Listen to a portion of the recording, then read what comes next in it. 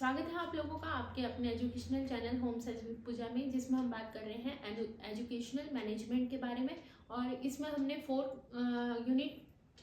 स्वागत है आप लोगों का आपके अपने educational channel home science with Pooja में।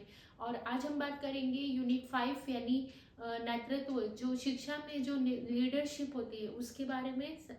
और साथ ही एक पैटर्न और हमने शुरू किया है कि पहले जो पिछला जो पढ़ा हुआ है उसको पहले हम रिवाइज कर लें, उसके बाद में आगे बढ़ें। तो चलिए यूनिट 4 को 1 मिनट बहुत कम समय में जल्दी से फटाफट से रिवाइज कर लेते हैं, उसके बाद बात करते हैं यूनिट 5।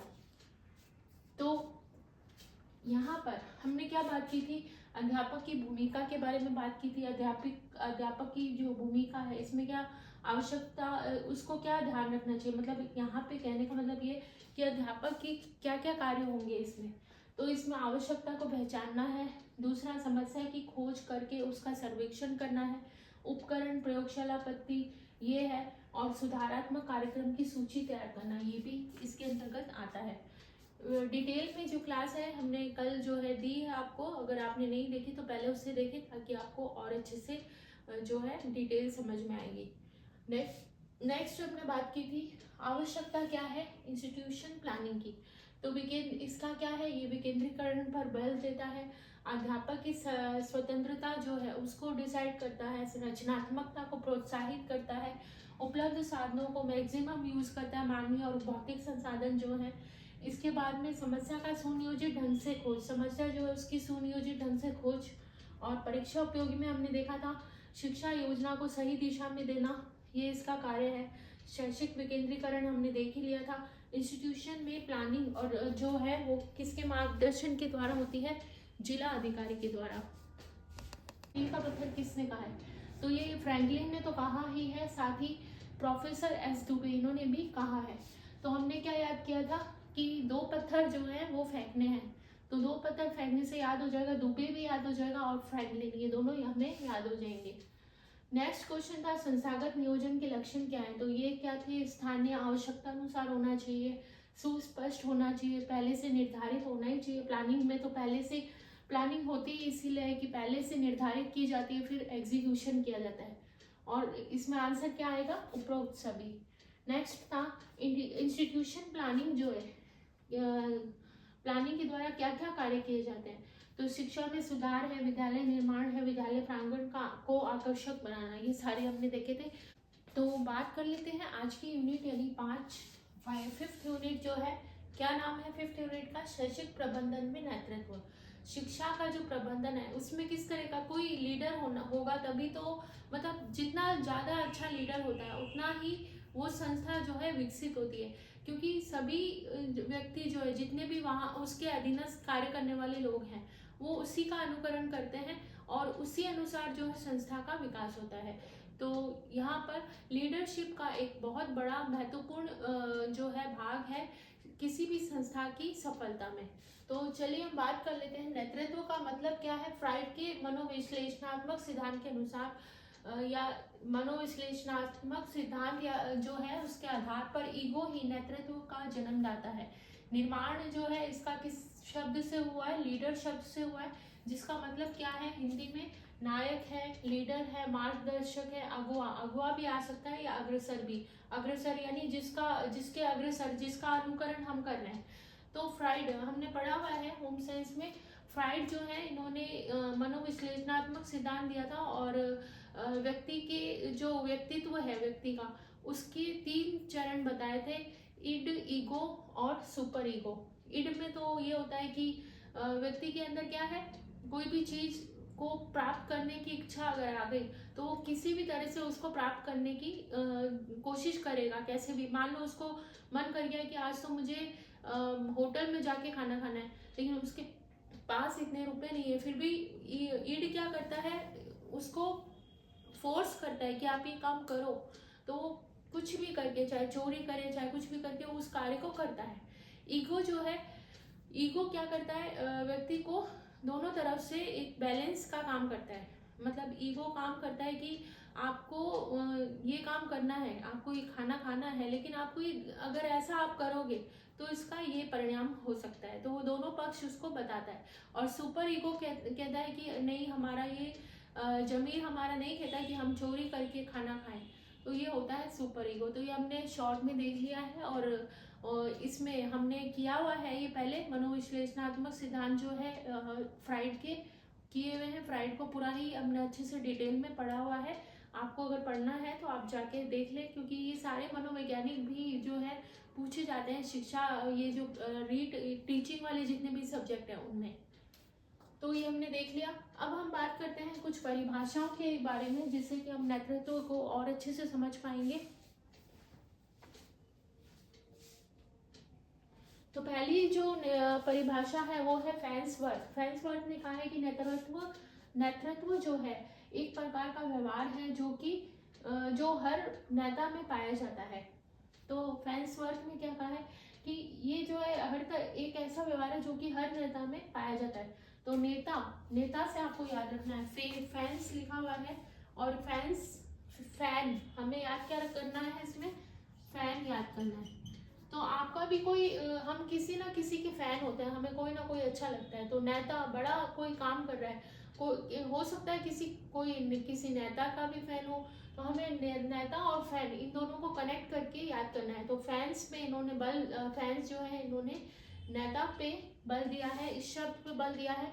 और ये जो इन्होंने विचार लिखे हैं ये इन्होंने अपनी बुक लिखी थी। बुक कौन सी थी उनकी? Social psychology. इसमें इन्होंने लिखा था फैंस ने कि ये जो है क्या है, इसमें जो हर तरह का व्यक्ति का व्यवहार होता है, नेतृत्व एक प्रकार का व्यवहार है जो कि हर नेता में पाया जाता है, ये हर व्यक्ति में पाया जाता है। अगर उसको इस चीज का मौका मिले तो वो इस चीज को उजागर करने का प्रयास करता है। ये किसके अनुसार था? फैंसवर्थ के। अब लिखा है कुंज और डोनेल। इन्होंने लिखा है किसी लक्ष्य के प्रति संदेशवाहक के माध्यम से व्यक्तियों को प्रभावित करना। तो कुंट जो है और डोनेल इन्होंने लिखा है कि किसी लक्ष्य यानी एम के प्रति संदेशवाहक के माध्यम से, संदेशवाहक को हमें यहाँ पे पकड़ के रखना है, संदेशवाहक के माध्यम से व्यक्तियों को प्रभावित करना। तो डोनेल, तो हमें जो है इस तरह से याद करना है कि कुंज और डोनेल एक तरह की जो है डिलीवरी सर्विस है, संदेश को हमें पहुंचाना है डोनेल और कुंज के जरिए। तो संदेशवाहक क्या याद आ जाएगा आपको? कुंज और डोनेल जो है इन्होंने संदेशवाहक पर बल दिया है।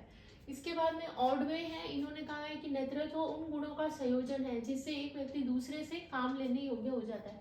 ऑर्डवे, काम लेने योग्य हो जाता है। वे का मतलब होता है रास्ता।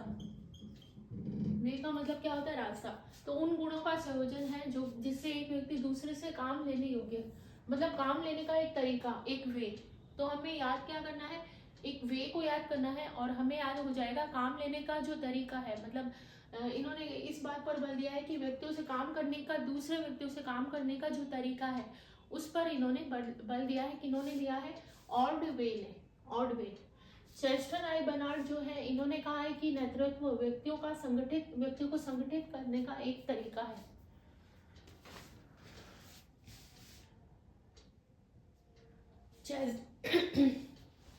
चेस्टर आई बर्नार्ड जो है इन्होंने कहा है कि व्यक्तियों को संगठित करने का एक तरीका जो है वो क्या है। वैसे सारी परिभाषाएं हमने लर्न कर ली। इसकी ट्रिक अगर आपको पता चले तो आप बताइएगा। इसकी कोई ट्रिक मेरे को समझ में नहीं आ रही कि चेस्टर आई बर्नार्ड जो है, चेस्टर आई बर्नार्ड इन्होंने क्या कहा है कि व्यक्तियों को संगठित करने का तरीका, व्यक्तियों को संगठित करने का। अभी तुरंत जो है ट्रिक एकदम से दिमाग में आई है तो आपको बताते हैं। यहाँ पर लिखा है आई यानी हमारी आंखें कितनी? दो हैं। हम क्या एक आंख से देख पाते हैं? नहीं। जब दोनों आंखें एक साथ काम करनी तभी हम काम कर पाते हैं। तो यहाँ पर इन्होंने संगठन पर बल दिया है आई बर्नार्ड ने। तो यहाँ पर हमें याद रखना है आईज, दोनों आईज का संगठन होगा तभी हम अच्छे से देख पाएंगे। तो ये हमें याद हो गया कि दोनों आईज का जब संगठन होगा तो हम देख पाएंगे। तो ये कहा किसने? आई बर्नार्ड ने। नेक्स्ट है जॉर्ज और टेरी जो है इन्होंने कहा है पारंपरिक उद्देश्यों के लिए स्वेच्छापूर्ण प्रयास। इन्होंने कहा है जॉर्ज आर टेरी सिल्क जो है पहले आता था, पारंपरिक था, पुराना था। तो क्या है टेरी, ये भी अभी तुरंत मैंने ट्रिक बनाई है कि टेरी ने क्या कहा है, पारंपरिक उद्देश्यों के लिए स्वेच्छापूर्ण प्रयास। इन्होंने पारंपरिक उद्देश्यों पर बल दिया टेरी ने। तो टेरी सिल्क आपने सुना ही होगा, होम साइंस में हमने पढ़ा हुआ भी है। तो पुराना है ये सिल्क के कपड़े भी पुराने समय में खूब चलते थे, राजा महाराजा पहनते थे इसे। तो हमें याद रखना क्या है, टेरी सिल्क याद रखना है, जिससे कि हमें याद हो जाएगा पारंपरिक। तो इन्होंने टेरी जो है, इन्होंने क्या किस बात पर बल दिया है, पारंपरिक उद्देश्यों पर बल दिया है। अब है किम्बॉल यंग, इन्होंने कहा है अनुयायी अधिक कम इच्छा से कार्य करने की स्वतंत्रता रखते हैं। इसमें किम्बॉल जो है, किम्बॉल एक्चुअली मुझे तो ये नाम से ही ऐसा लगता है कि ये अनुयायियों पर बल दिया गया है, मुझे इस नाम से ही ये याद हो गया, पता नहीं कैसे याद हो गया। और इन्होंने जो इस बात पर बल दिया है ना कि अनुयायी अधिक कम इच्छा से कार्य करने की स्वतंत्रता रखता है। तो मुझे अनुयायी शब्द जो है, किम्बॉल याद आते ही मुझे अनुयायी शब्द याद आ ही जाता है। तो आप भी इसको इसी तरह से याद कर लें।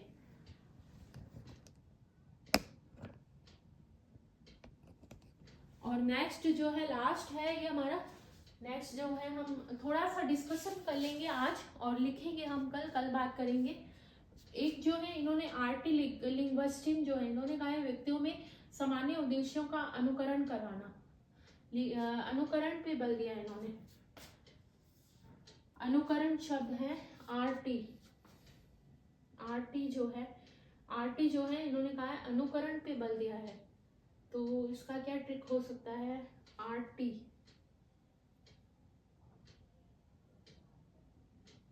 आरटीडीसी नाम से, आपका आरटीडीसी नाम से कुछ योजनाएं जो हैं, इसको आपको ऐसे याद कर लें कि आरटी जो है, इन्होंने क्या कहा है, अनुकरण पर बल दिया है, व्यक्तियों में सामान्य उद्देश्यों का अनुकरण जो है उस पर बल दिया है। इसके बाद में स्टॉकडेल, इन्होंने 1974 में जो है ये बताया था कि संगठित समूह लक्ष्य के निर्धारण के लिए प्रयास करते हैं। डील हम कैसे करते हैं, एक साथ मिलकर करते हैं, डील संगठित होकर करते हैं। तो संगठित समूह के लक्ष्य के निर्धारण के लिए जो है स्टॉकडेल ने ये कहा है। तो हमें ये याद हो गई है। इनमें से सिर्फ एक ये तो मुझे ऐसे ही याद आ जाता है, अनुयायी आपको पता नहीं आ रहा है कि नहीं, मुझे ये ऐसे ही याद हो गया था। इसके बाद में आरटी लिंग्विस्टिक, ये सिर्फ आपको ट्रिक अगर आपको समझ में आती है तो आप कमेंट जरूर कीजिएगा, ताकि जितने भी स्टूडेंट हैं उनके भी ये चीज़ काम आ जाए। फिलहाल जो है मुझे कोई ट्रिक इसकी समझ में नहीं आ रही है, नेक्स्ट क्लास में अगर कुछ याद आए तो आपको जरूर बताएंगे। तो हमने पूरी क्लास जो है ट्रिक से याद कर ली।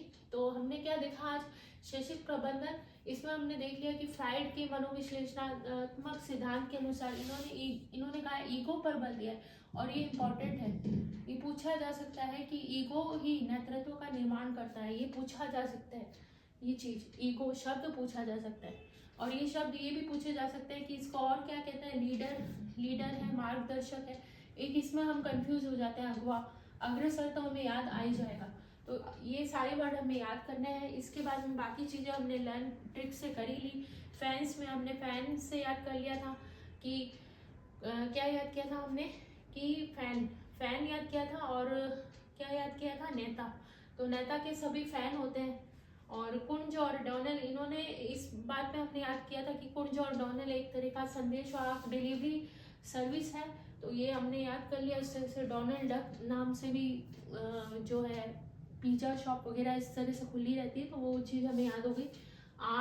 ऑड वे से हमें याद हो गया काम करवाने का एक तरीका, इस पे बल दिया इन्होंने। चेस्टर आई बर्नार्ड, इसको हमने ऐसे याद कर लिया, आई जो है संगठित होकर ही काम करती है, तो इन दोनों को संगठन पे इन्होंने बल दिया है और यही हमें याद हो गया। जॉर्ज और टेरी यानी परंपरागत सिल्क था, और ये परंपरागत उद्देश्यों पर इन्होंने बल दिया है। किम्बॉल मुझे तो याद हो ही गया था, कोशिश कीजिएगा एक दो बार रीड करेंगे तो आपको भी हो जाएगा। और नेक्स्ट है आरटी लिंग्विस्टिक, इन्होंने ये वाला आप कमेंट जरूर कीजिएगा, सामान्य उद्देश्य का अनुकरण करवाना। और स्टॉकडेल जो है इन्होंने 1974 में संगठित समूह लक्ष्य निर्धारण के लिए प्रयास किया था। डील पे बात की थी हमने, स्टॉक डील से हम याद हो गया कि संगठन करके ही हमारी डील हो पाती। तो संगठन, दो चीजें देखिए, एक तो आई बना डी, इसमें भी संगठित आंखों का हमें याद रखना है, और डील्स हमें संगठित समूह याद आ जाएगा। तो ये जो कि नेतृत्व की आवश्यकता क्या है, कि जैसे कि आप थोड़ा बहुत आपको बता दें कि नेतृत्व का मतलब ही क्यों आवश्यकता है, ताकि मोटिवेशन मिले। जितने भी लोग कार्य कर रहे हैं, अगर मान लीजिए सभी कार्य करता है और कोई मोटिवेट करने वाला है ही नहीं, तो मतलब ऊपर जो हमारे होता है वो हमें मोटिवेट भी करता है कि हाँ हमें इस तरह से कार्य को करना है। व्यक्ति का जो सर्वांगीण यानी ओवरऑल डेवलपमेंट है, उसमें भी नेतृत्व यानी लीडरशिप का एक महत्वपूर्ण योगदान रहता है। साथ ही हम जानेंगे इसकी आवश्यकता तो है ही, और इसके टाइप्स भी हैं अलग अलग तरह के, वो भी हम कल की क्लास में यानी जब भी, वैसे तो अभी आप देख रहे हैं रेगुलर ही क्लास आ रही है, एक संडे को ब्रेक रहता है, बाकी रेगुलर आ रही। फिर भी मैं कल की क्लास नहीं बोलती, क्योंकि मेरे साथ हुआ है ये 1-2 बार। मैंने जब भी कल की क्लास में डिस्कस करेंगे ऐसा बोला, और अगले दिन ऐसी सिचुएशन हो जाती है कि मैं चाह कर भी क्लास नहीं दे पाती आप लोगों को। तो अब नेक्स्ट क्लास में हम बात करेंगे लीडरशिप की अन्य विशेषताएं, अन्य चीज़ों के बारे में, जो कि आपके एग्ज़ाम के लिए बहुत ही इम्पोर्टेंट है। तो चलिए आज, और हाँ, अगर आप अभी भी इस चैनल से नहीं जुड़े फिलहाल, तो आप लोगों का बहुत बहुत धन्यवाद कि जितने भी लोग जुड़े हुए वो कोशिश कर रहे हैं, प्रयास आप लोगों के जारी है, इसके लिए बहुत बहुत धन्यवाद। और भी आप कोशिश कीजिए ताकि जितने भी लोग हैं, क्योंकि मैं अपना कार्य कर रही हूँ, मैं आपको क्लासेस दे रही हूँ, आपका कार्य है कि आप इसे और आगे से आगे बढ़ाएं, ताकि जितने भी लोग हैं वो इसे देखें और अपने जो नोट्स हैं वो इजीली बना लें, क्योंकि हम इन्हें ट्रिक से याद कर लेते हैं क्लास के अंदर ही, तो बहुत ही इजी हो जाता है। याद किया हुआ काफ़ी समय तक याद किया हुआ बहुत काम आता है, बहुत सारा पढ़ने से काम नहीं चलता है। जितना ज़्यादा हमने पढ़ा, जितना पढ़ा है वो हमें एग्ज़ाम में याद रहता है कि नहीं, वो चीज़ डिपेंड करती है। तो ये चीज़ तो है ही, पैटर्न हमने बना ही लिया है। ये ट्रिक से कोशिश रहती है मेरी कि आपको ज़्यादा से ज़्यादा लर्न करवा दें क्लास के अंदर। तो मिलते हैं अब नेक्स्ट क्लास में, और इसी तरह से बने रहिए आपके अपने educational channel home science with Pooja के साथ। Thank you so much.